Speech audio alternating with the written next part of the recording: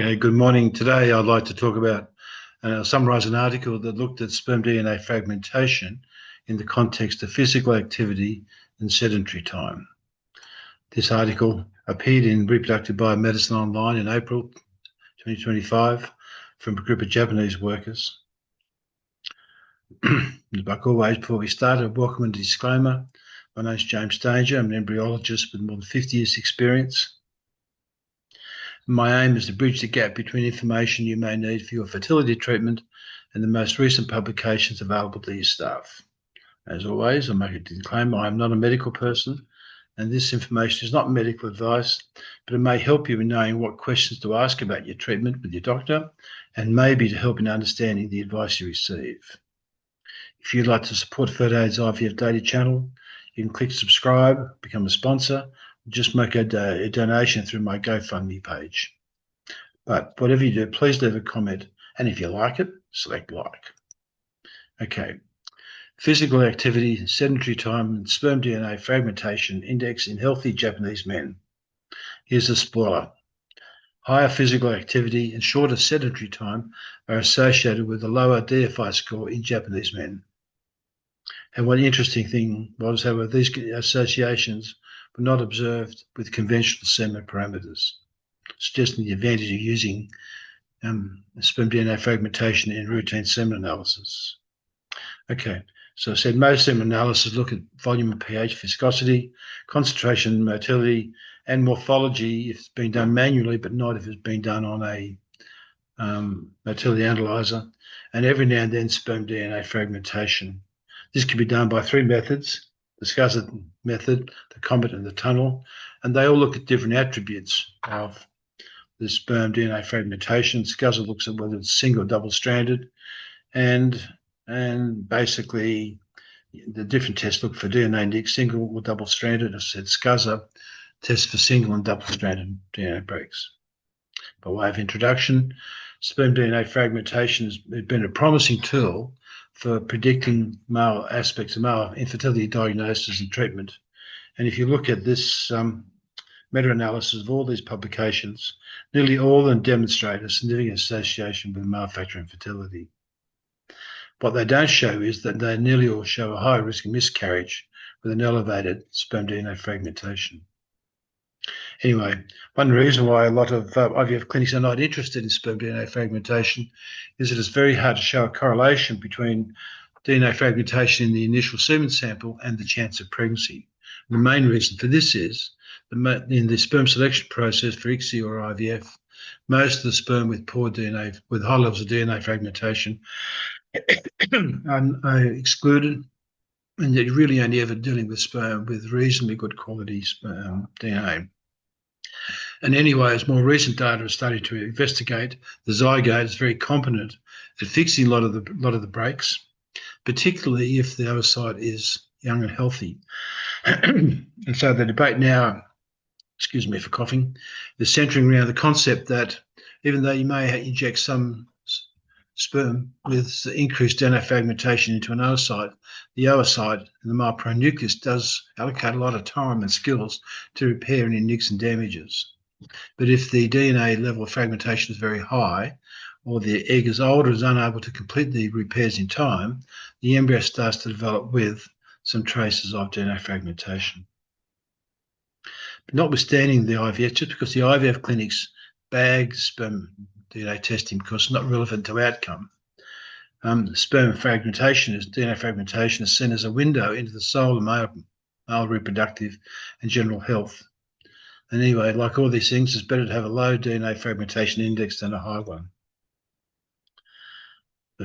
As I was saying, the fragmentation test has become widely used as a complementary diagnostic tool, and recent research has emphasised the importance of including the DFI in fertility assessments, as it's known to influence not only the ability to conceive, but also miscarriage rates and birth weights. So this really should be done in the initial semen analysis rather than just prior to IVF. What's interesting, the authors make a point that the use of DFI score in epidemiological research, particularly amongst the general healthy population, remains very limited. Most of it's been focused on men with male factor infertility, not a lot on the general health. And in particular, very little has been looked at in relation to physical activity and the amount of sedentary time. So just a few articles by way of background. Here's one in 2023 looking at lifestyle, environmental, and DNA aspects. And they basically included that DNA fragmentation is related to a number of risk factors, including varicocele, diabetes, testicular tumours, smoking, pollution, and age. And here we go. Just by looking at their forest plot, you can see the biggest relationships with DNA fragmentation is diabetes by a long shot, and varicocele. And varicocele is another form of saying some form of epidemiological damage. Sorry, of epidermal damage. But interestingly enough, a lot of infections and cancers also highlight elevated DNA fragmentation. So it's not outside the realms of possibility that in a screening test, an elevated DFI may well be a marker for some form of cancers. I think there's probably a lot more work that needs to be done in this area. And lastly, much like this cartoon, relationship between male BMI and waist. In this study in 2014, we're still just as fat. We're probably fatter than then.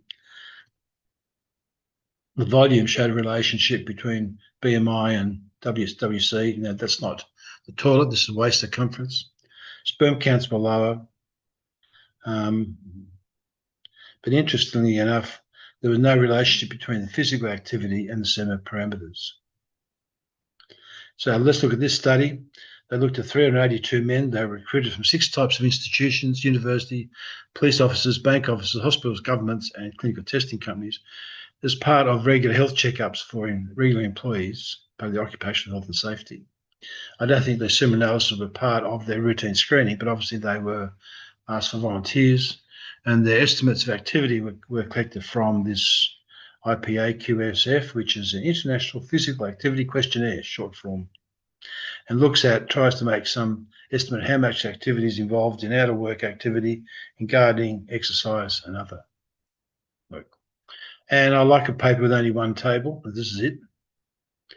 And you can see here, there's 2 sets of tables. One is the breakup of the population in terms of the amount of physical activity. Q1 is the least active and Q4 is the most active. And the parallel study, which is looking at the sedentary time, Q1 is the shortest amount of sedentary time, that is the most active, and Q4 is the longest sedentary time, that is the least active. And as you can see here, for the amount of activity, the DFI falls from 7.6, 7.5, 6.5, 6.1, so it's only a very small. And conversely, you might have sedentary time, 6.3, 6.2, 7.5, 7.5. Not a lot of great deal of difference in. Normal sperm count, 60 million per mil, and 70% motility and 60% progressive motility. So these actually are really a reflection of the general population. And as we'll see in the next table, that if you look at the regression analysis between Q1, Q2, and 3 and Q4, the only one which is significantly different by a long shot is activity, is DFI fragmentation, concentration, and motility. That should not motility, that should be progressive motility, are not related. And conversely, if you want to look at sedentary time, once again, the least sedentary had the lowest DFI, and the most sedentary had the highest DFI. Once again, they were highly significant in regression analysis, but motility and concentration were not. A nice little set of data. So this data found that higher physical activity and shorter sedentary time, but not conventional semen parameters, were associated with a lower DFI score amongst healthy Japanese sperm donors. Well, actually, they weren't sperm donors. They were donors to the semen, part of a general health checkup. So the authors suggest a couple of different mechanisms for this. One could be oxidative stress. They've cited several reviews that look at the effects of high-intensity exercise on oxidative stress, and found that physical activity in humans had better oxidative systems than physically inactive humans.